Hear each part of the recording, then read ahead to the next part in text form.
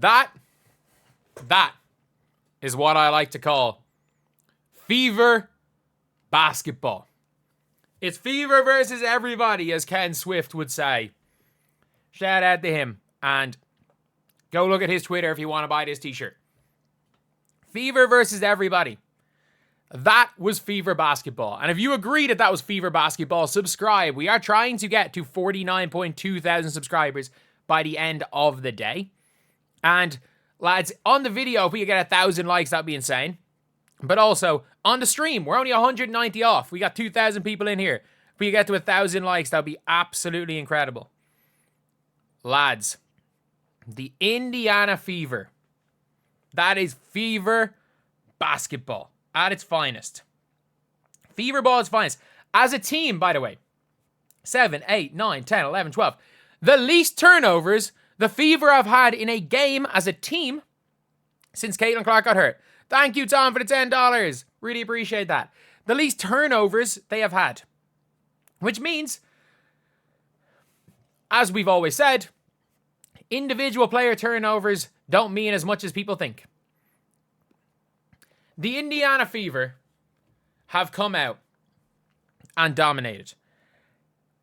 I'll talk a little bit about Caitlin Clark at the end. Don't worry. Don't worry. I'll talk about Caitlin Clark. I'll spend half of this video talking about Caitlin Clark. Natasha Cloud's Linsanity run is over. As I said, her player of the week, the player of the week curse. We saw it happen to Kelsey Mitchell as well till the end of that game where she was so clutch. But her Linsanity run's over.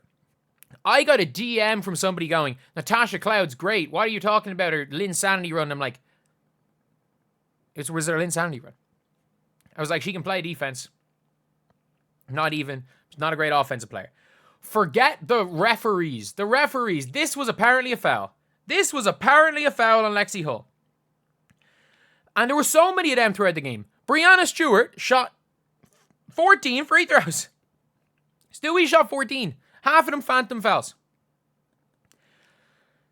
There are so many phantom fouls. But Maureen Johannes, I actually thought, came in off the bench and did a bit of work. Natasha Cloud was terrible. I thought Sabrina was really good.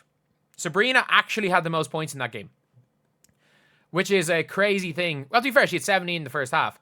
I thought Sabrina was really good. I thought Stewie was okay.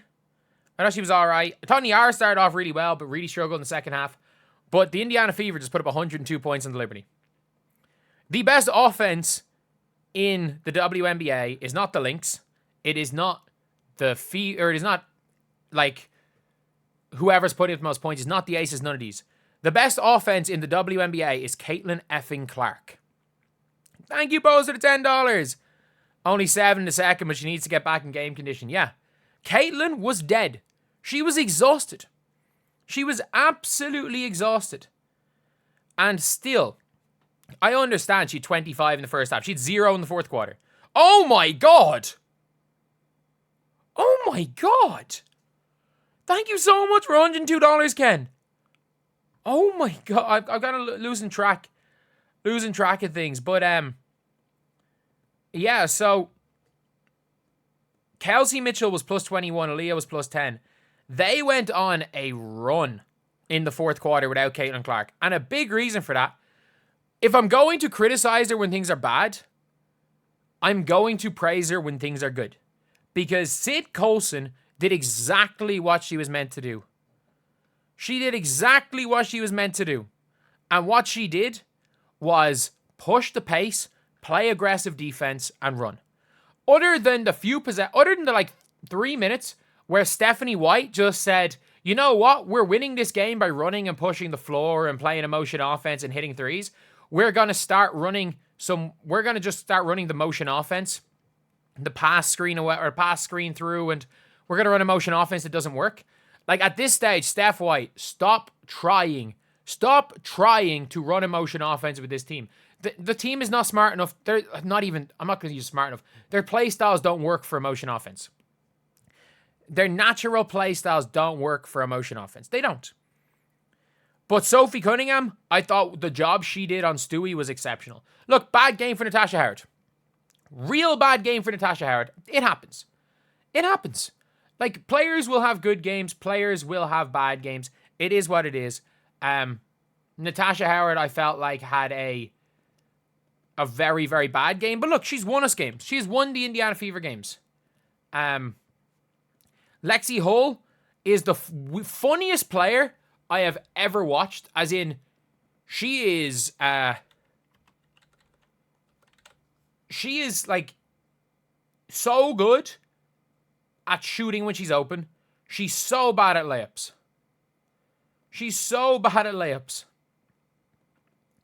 Like, there's no other way to describe it. Like, she just can't score layups.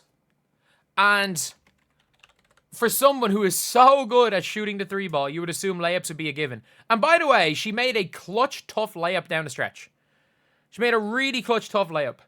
She got a me-bound as well. Yeah. She got a me-bound. But Aaliyah Boston, really good second half. 10 and 11, terrible first half. 10, 11, and 6, really, really good second half. I said it, like, in my halftime breakdown. I was like, Aaliyah... I was like, they were like, oh, Aaliyah sucks. I'm like, no, you give Aaliyah grace. You give Aaliyah Boston grace. You give Aaliyah Boston more grace than you give, than you should give anyone else. Like, she is, like, that level of player that you just have to assume things are going to start going well. Because at the end of the day, Aaliyah Boston is good enough that you just put trust in her. You put trust even on the bad days that she'll figure it out. And she figured it out today. Kelsey Mitchell, one of the clutchest games I've seen in a long time. One of the clutchest teams. One of the clutchest games. She was so damn clutch. She was so clutch. Like, she hit a lot of the big shots down the stretch. Kelsey Mitchell stunk it up through 3 quarters. Just absolutely stunk it up through 3 quarters. And, like, she just came in down the stretch and made great plays. Caitlin Clark was dead. She was absolutely dead. She played 32, and at the pace she was playing at, she didn't have it in her. Like, second half, I think she turned it over only 3 times. She had less turnovers. Ironically, she had more assists in the second half than the first half. She had a better assist-to-turnover ratio, but she wasn't as good in the second half. I'm going to be honest. She was one of 5 from 3. But at the end of the day, like, she has, again, set a record. Nobody has ever accomplished this stat line in the WNBA before. And this was her first game back.